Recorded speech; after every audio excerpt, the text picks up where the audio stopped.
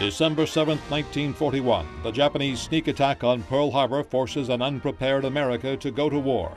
American factories spring to life, churning out 250,000 warplanes, and air bases like Eagle Field in Dos Palos, California are built and ready in just weeks to train the pilots of those planes. Among the young recruits here, 20-year-old Robert Melvitt of Los Angeles.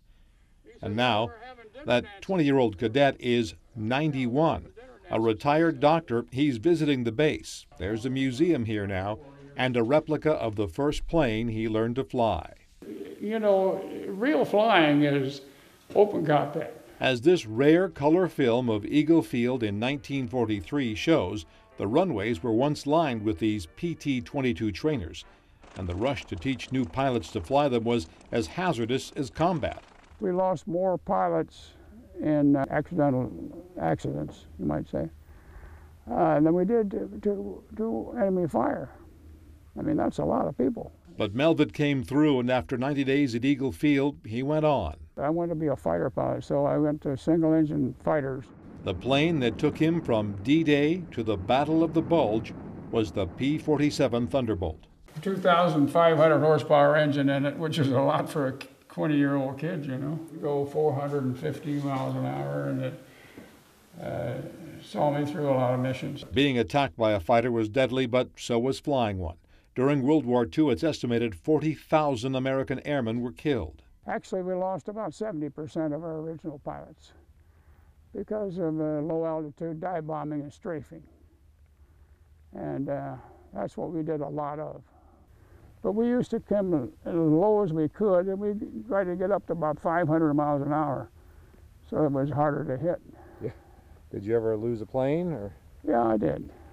Yeah, I did. I got down once in Germany, but that's another story.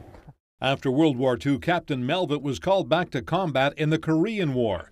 After that, he hung up his wings, went to medical school, became an obstetrician and gynecologist in Fresno, where he raised a family and still lives. Bob Melvitt is part of the history of the war, and this base preserves a bit of that history thanks to Joe Davis. He owns Eagle Field. The federal government had this place for sale, so I bought it back in 1980. For little more than $100,000. Since then, he and friends and volunteers from Dos Palos have fixed up the hangars, created the museum, brought in a lot of military relics. This is World War II. This is a Bofors gun. Guns, vehicles, old planes, and decaying buildings, Eagle Field could be a movie set.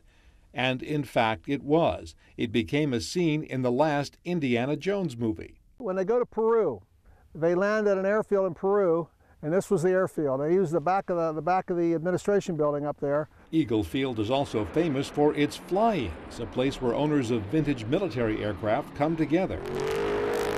And once or twice a year, the old landing strip roars to life as a drag strip. But the heart of Eagle Field is its place in the history of World War II, and the people like Robert Melvitt who started their service to their country right here. It was kind of risky stuff, but I was lucky. I survived.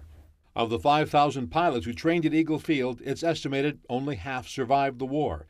Captain Robert Melvitt is believed to be only one of two who are still with us to share the history of Eagle Field and World War II. At Eagle Field in Dos Palos, California, Gene Hagenson, ABC 30 Action News.